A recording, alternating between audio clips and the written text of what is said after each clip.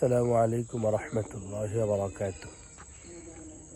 বর্তমানে মাদকের যে ছয়লাভ, এতে করে আমাদের বর্তমান প্রজন্মের যুবকদেরকে ধ্বংস করে দিচ্ছে। মাদক এমন একটি জিনিস যেটা সেবন করলে মানুষের মস্তিষ্কের যে নার্ভগুলো এগুলো ধ্বংস হয়ে যায়। মাদকের বিভিন্ন ক্ষতির দিক আছে, তার মধ্যে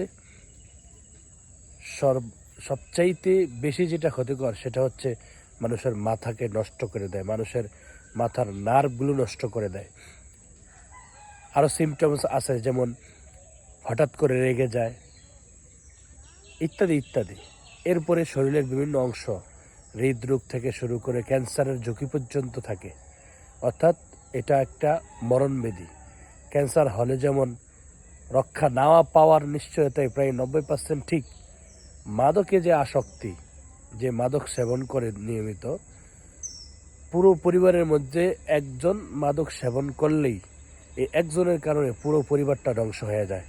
আসুন আমরা সচেতন হই, মাদক মুক্ত সমাজ গড়ি। আল্লাহ আমাদের সকলকে তৌফিক দান করুক, আমিন।